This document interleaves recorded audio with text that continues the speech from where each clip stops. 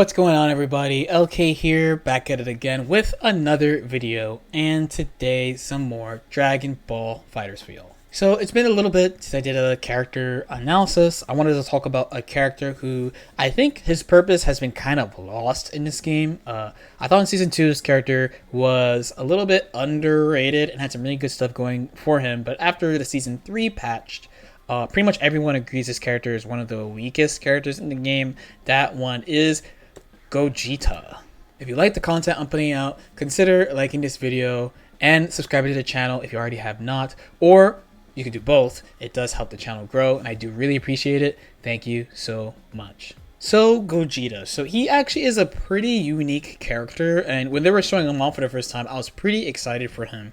I did think he was around like mid-tier-ish in Season 2. He has a lot of good stuff going for him actually at a glance. So for starters, his neutral is all around really good. He's kind of similar to Vegito in that he has a lot of moves that whiff. So like his JM is really similar to Vegito's 5L, for example. He's got not a Ki Blast, but a beam, but it's assigned to his S button, so he can beat other Ki Blasts. He has an advantage from full screen, like so. He's mobile as well, so this is JH, even though it has some recovery with assists, it works really well. He also has this traveling Rekka that moves pretty fast. That's the light one. This is the EX one. So he also has a lot of moves with special properties. So for instance, we talked about his S being a beam, even though that's where you would normally have a Ki Blast. But it also means he can jail into Super Dash here. His 2S is also special. It doesn't jail into Super Dash per se. It does jail into Vanish like that, but if they try to 2H you, you will counter hit them.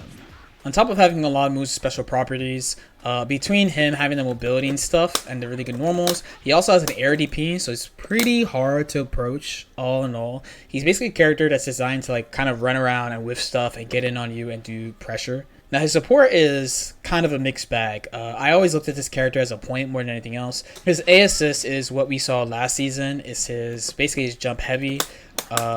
It is like a good assist as far as combos. It's really easy to extend combos with it, and has a decent amount of block stun, 29 frames, so it's a all-around pretty standard assist. His B assist is his DP. So my main issue with it is that it's just really hard to control in the spot where you want to use a DP assist. So as far as using it defensively, it's pretty standard.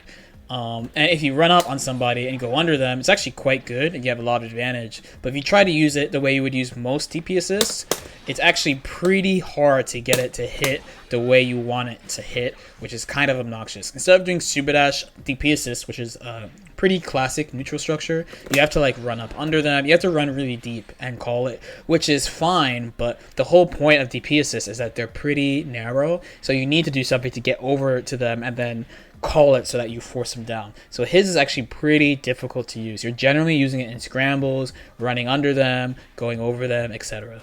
Now I also think his C assist is not that great either. So at a glance, it's a 45-degree assist that kind of tracks, but the tracking is pretty easy to get away from. Like, I have the CPU just set to jump, and I'm still kind of having problems getting it. Sometimes it misses, sometimes it does it. So you want to use it in conjunction, mostly with Super Dash, to at least kind of get them in a spot where they have not that many options, but there are better assists for this kind of choice, and you're burning assist for 12 seconds, so you don't want to use it this way if you don't have to.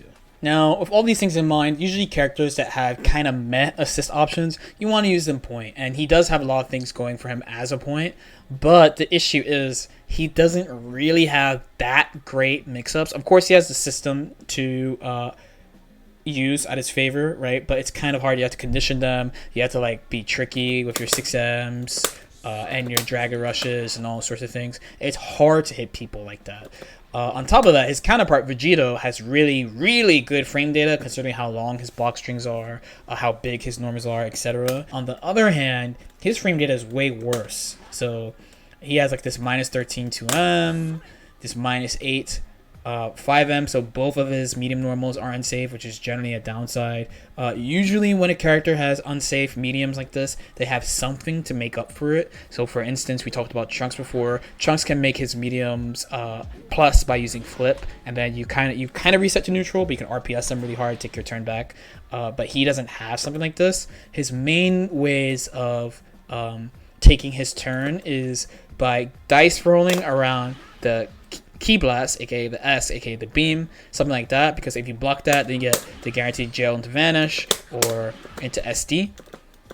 But of course, the defender can guess around it, or you use the Rekka, which is actually safe on block. So he's in a weird spot where he's supposed to be a pressure character, but like it's kind of easy to guard cancel his stuff. It's hard for him to set up without assists. So he's in a really weird place. On top of that, his normals, while they're like pretty good, if you whiff, they're also very long total duration, so it's pretty easy to whip punish them. Even something like Super Dash is more than enough. So what were they thinking? They didn't account for Season 3 changes for him. Something that he was really good at in Season 2 was enabling Universal Fuzzy. So this is like one of the main reasons I thought he was a good character in the first place, is that he really enables characters to have good Universal Fuzzy. So here you see the team I have: Gogeta, Adult Gohan, SJ Goku. This was a mildly common Gogeta team, even though he was not that common, because you could combo into Universal Fuzzy quite easily. So here's an example of it. It's not, of course, an optimal Gogeta combo. I'm just showing you as an example.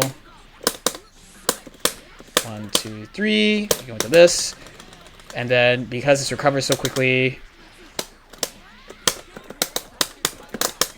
right?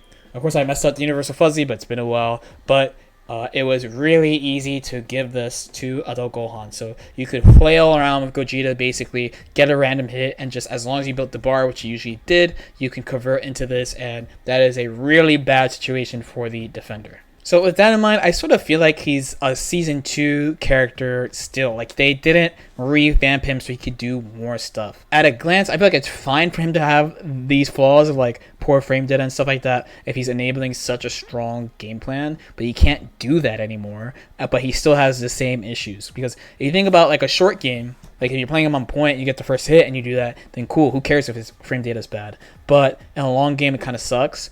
In Season 3, they can vary their incoming timing, so there's not really a reason to do that anymore. So he's only left with the downside, not the upside. I feel like he's like a lost child, like I said before. Like, he doesn't really have a purpose. He does stuff that other characters kind of do.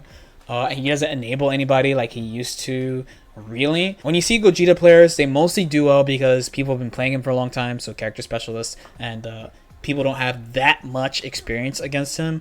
This is basically the only type of Gogeta team I've played against, the Gogeta Adult Gohan shell.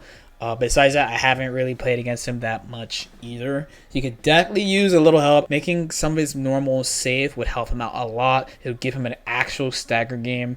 Again, the only normals he really has that are safe on block are this, and then just his Rekka special, and taking the risk with Point Blank S or 2S. So if they give him a little bit more juice, that would kind of help him out a lot and encourage people to play him. I know the point of Season 3 is to get people to play whatever character they want, but a character like him, there are so many characters who don't have good mix-ups that also have a lot of really good stuff going for them, like the other fusion, Vegito, for example. They have so much good stuff going for them despite not having good 50-50s. He's a character that is supposed to pressure you but can't do it. As usual, if you have any questions or comments, feel free to leave them in the comment section below. Like and subscribe if you feel like it, and I'll see you next time. Peace out.